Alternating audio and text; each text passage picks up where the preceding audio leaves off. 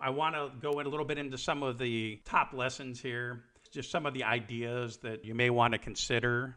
Really the book is focused on market creation. It's not about imitating, it's about creating. They talk about market share as a lagging indicator. It's all based on past performance. Really, the companies that are making blue ocean shifts are focused on value innovation and value improvement. They create a true leap in value. Past performance, some of the examples they gave in there about lagging indicators. Apple brought out the iPhone. Who would have thought that BlackBerry, who by far was a dominant player in the industry, if you used market share as an investment, I'm going to invest in BlackBerry, well, it was the wrong investment.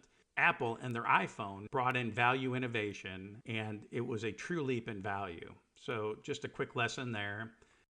When it comes to the employees, they stress, the people must be part of the process. If they've been involved with the process, they understand why you want to make this shift or these changes. And there's true buy-in to lead, and they understand that this is the right thing to do. Now, another lesson in here was experiencing what your customers experience. Not at a high level. I mean, a really down-to-earth, gritty experience. They gave an example of a pharmacy. They had all the executives in there, and they're all in a meeting, and the CEO's asking, I need one volunteer. And finally, one of them raises their hand reluctantly. Question was about what's it like being sick, calling off sick, or whether you stay at work. So these people go in, and they all follow him back to their house, and this person has to pretend to be sick. Well, then they make them call a doctor, set up an appointment, and everybody's in there with them at the doctor's appointment. Even though they really weren't sick, the CEO wanted them to experience everything. So they continue to walk through that process. Not only stop there, but also, even though they didn't get a prescription, what would we have to do next? Call in to the pharmacy, and what all the hassles are. Well, this starts at like 8:30 in the morning, and they don't finish until like 3 o'clock in the afternoon. Then they get back in a meeting. But that's the buy-in, really understanding what people go through when they go to a pharmacy. They had everyone live through that. And then so they decided that's where the idea of like the minute clinics came from and everything. It was a blue ocean shift. How much time could we save people if they just went to the pharmacy, saw a nurse practitioner there? I will tell you that the book goes into much more detail, but I'm just giving you a kind of a topical view of this. So another lesson is, really, you got to look across your industry and really understand why someone chooses your industry over another. So one of the examples that they gave in the book is, why does somebody choose to have an electrician come to their house?